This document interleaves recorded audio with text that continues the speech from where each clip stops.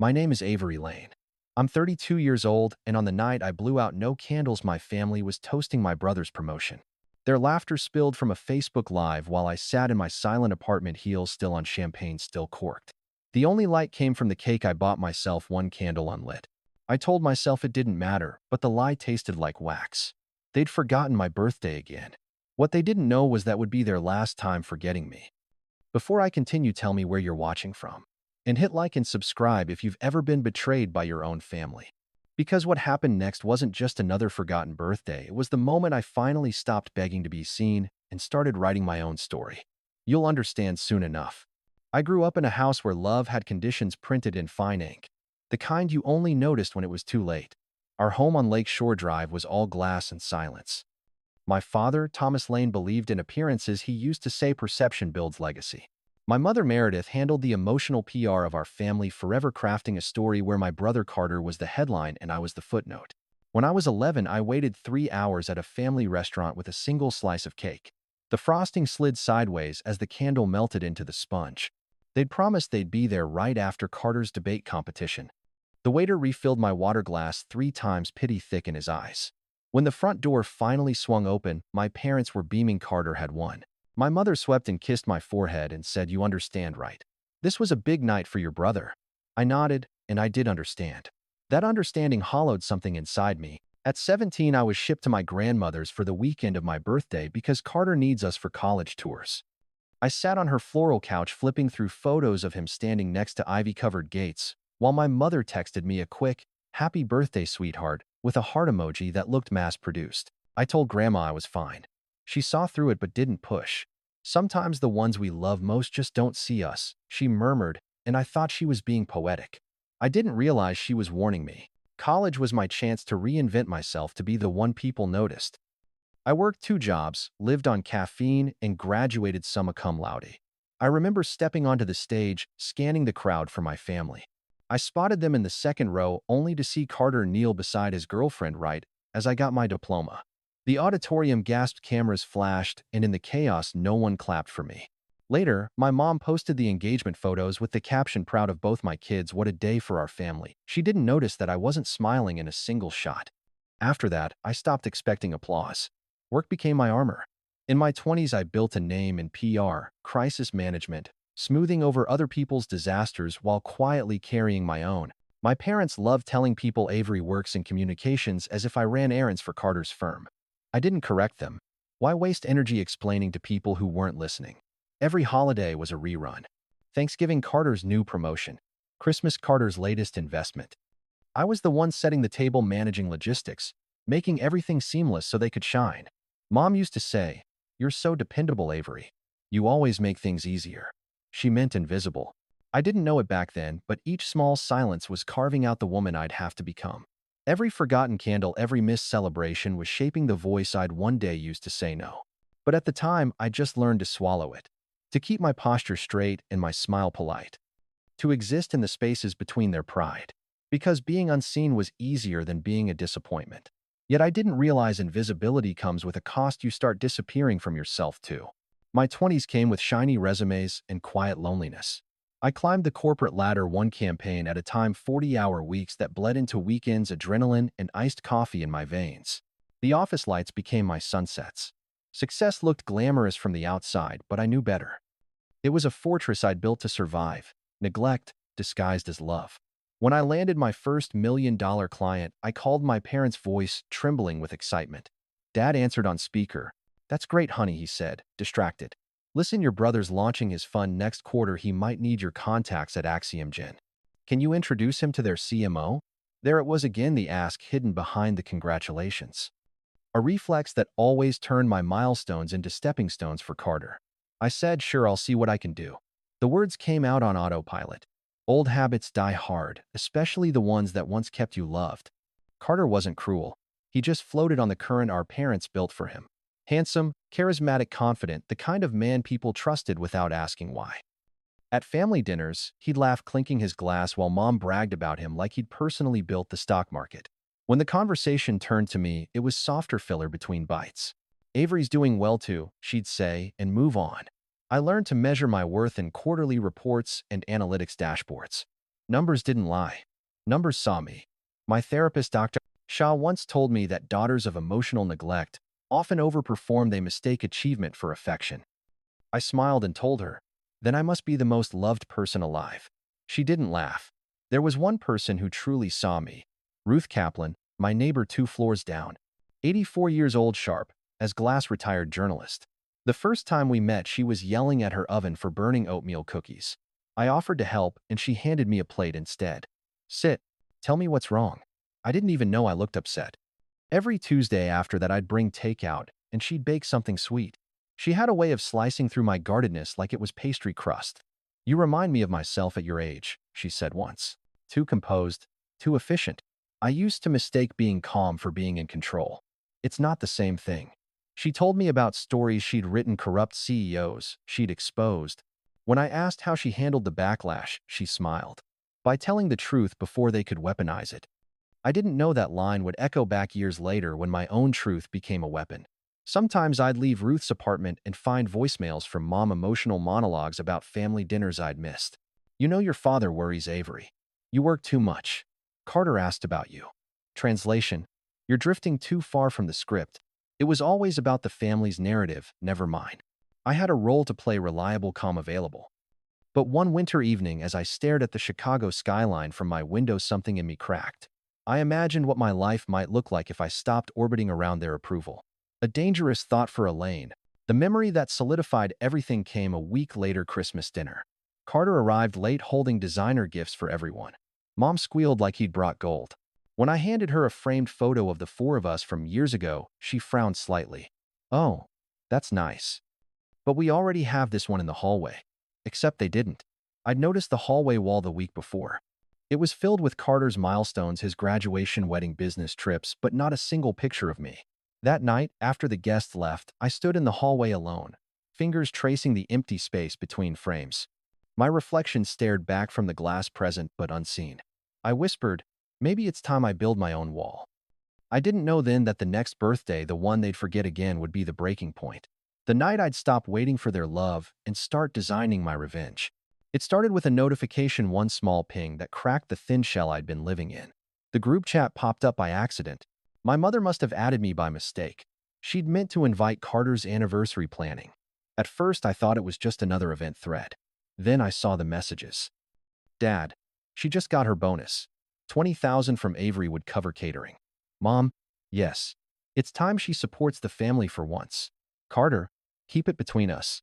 She'll say yes if it sounds like helping, not donating. My stomach went cold. I reread it twice, then again. They weren't talking to me. They were trading pieces of me.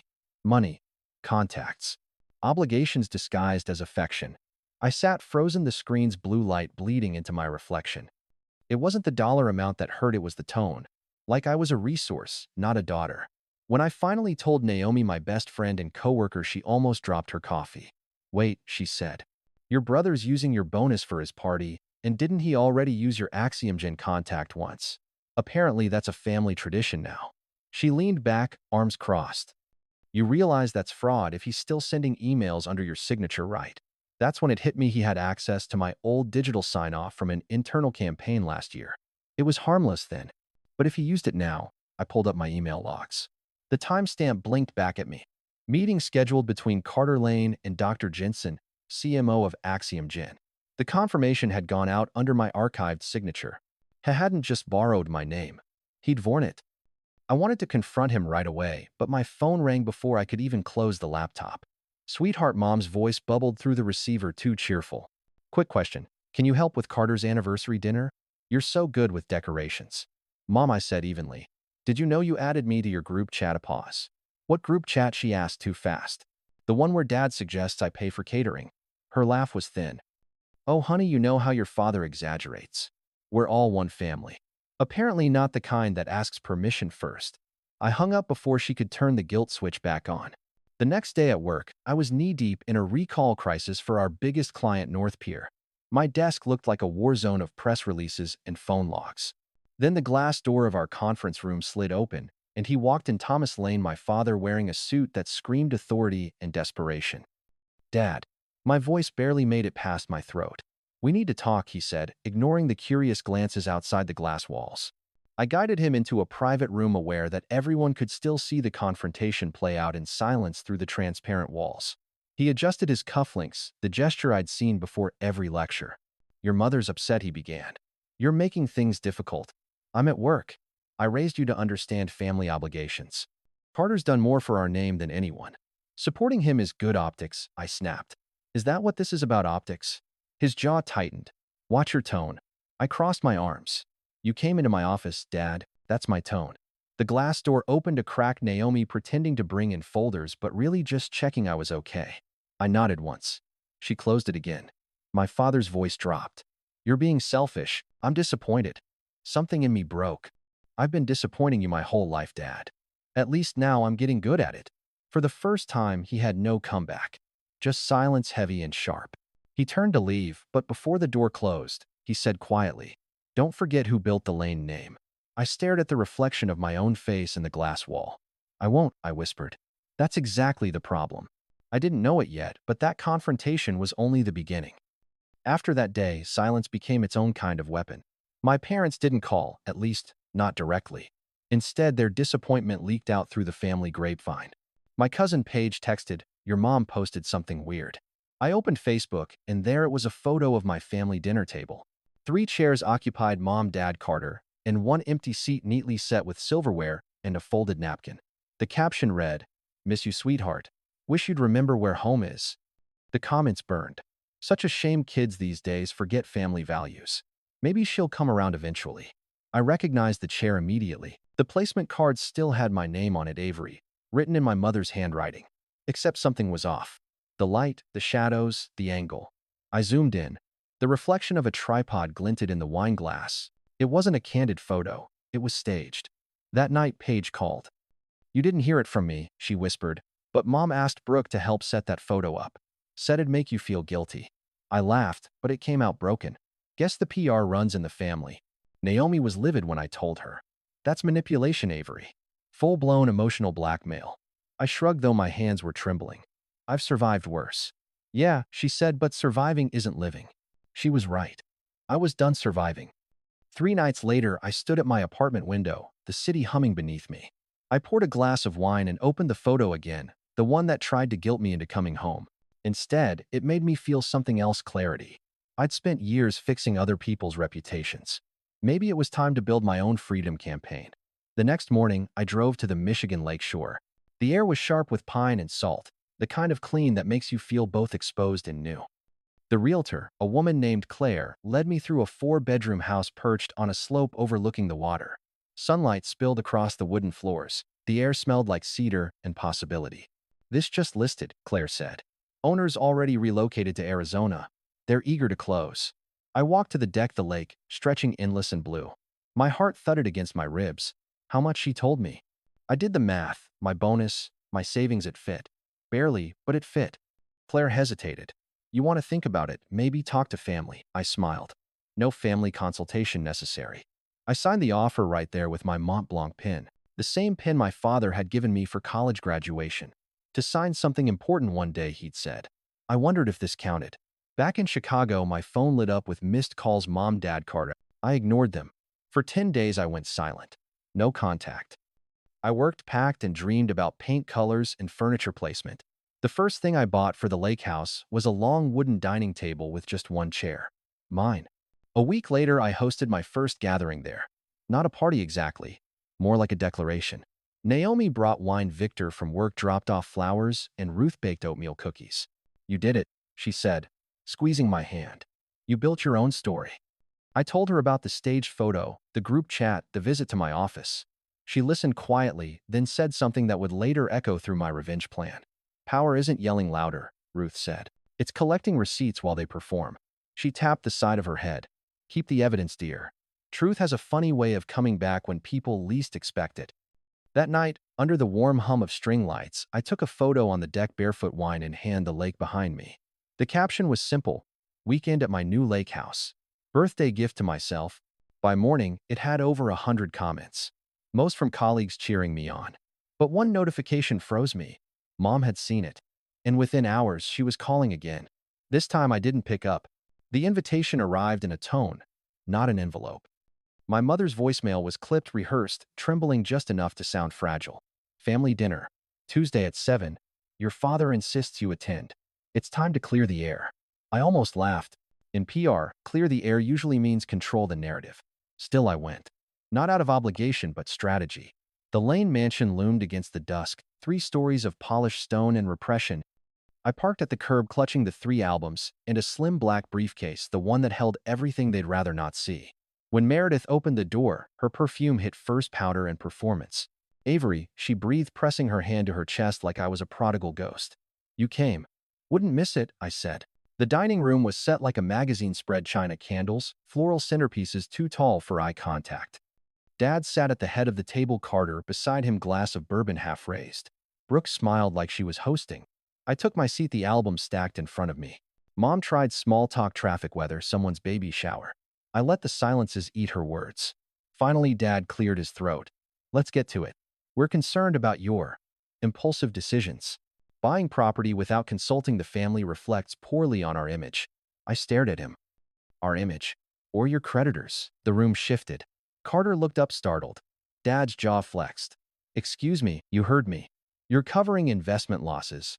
The $20,000 wasn't for a party, it was a test run, wasn't it? See how much you could extract. He slammed his glass down, bourbon sloshing over the rim. Careful, Avery. I opened my briefcase, pulling out a folder. No, you be careful. Inside were the printed screenshots, group chat messages, email logs showing Carter's unauthorized use of my signature, and Paige's photo of Mom's staged dinner post, the tripod reflection circled in red. Carter went pale. Avery, save it, I said. You knew about this. He swallowed hard, voice cracking. I didn't think that's your problem. You never do. You let them decide who you are, and you let them use me to prop you up. Mom's voice trembled. We just wanted you to feel included. Included, I snapped. You built an entire narrative where I was the problem child, the cold career girl. You forgot my birthday while toasting his promotion. Her tears came on cue. Sweetheart, we didn't mean to hurt you. Intent doesn't erase impact. My voice was calm, deadly even. You taught me how to manage optics. Consider this a crisis debrief. I opened the first album, Carter's Birthdays, lined with glittering smiles. Exhibit A, The Chosen Heir. Then the second, my own, nearly empty. One picture, 11 years old, a candle half melted. Exhibit B, The Invisible Daughter. Finally, the third, family trips I'd never been part of. Exhibit C, The Myth of Unity. The air thickened, fragile as glass. Dad tried to speak, but Ruth's voice echoed in my mind. Tell the truth before they weaponize it. I laid the final paper on the table, Carter's fraudulent email request to Axiom Gen, complete with digital trail. If this ever surfaces, I said, it doesn't touch me, but it ends him, and your precious legacy with it. Silence. Just the slow tick of the grandfather clock behind us. I don't want revenge, I said, standing. I want boundaries. You can live your story. I'm done playing a background character in it. Mom's tears fell for real this time. Carter looked like he might apologize, but I didn't stay to hear it. I left the albums on the table. Evidence. Memory. Proof.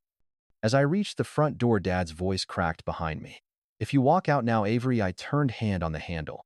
Then I finally become the woman you raised, just not the one you wanted. The door clicked shut behind me. The sound was quiet. Final. Like justice delivered in lowercase. I drove straight to the lake house that night, headlights slicing through the dark highway. The silence was thick enough to breathe in, cleaner than any apology could ever be. I didn't cry. I didn't even shake. Just kept one hand on the wheel, one on the briefcase beside me, my box of truth. When I reached the house, the lake shimmered black and endless. The moon hung low, silver, bleeding onto the water. I stepped onto the deck, barefoot, wind cutting through the quiet. Somewhere behind me, my phone vibrated over and over. Mom, Dad, Carter. I let it ring until it stopped. I set the albums on the table and opened the second one, the one with all the blank pages. The emptiness no longer hurt. It looked like space. Possibility. I uncapped my Mont Blanc pen and wrote across the first page in steady ink. This story begins here. Then I took out the printed receipts, the emails, the screenshots. I slid them into a clean folder labeled Legacy, Final Draft. It wasn't blackmail. It was leverage, protection, and maybe one day a mirror. I wasn't planning to destroy them. Not yet. But I wanted them to know I could. Because that's the real revenge, not shouting, not chaos, but peace they can't reach and power they handed you themselves. Inside, the fire hissed softly in the stone hearth. I poured a glass of wine and watched the reflection of flames in the window. Somewhere out there, my family was scrambling to rewrite the narrative. Let them.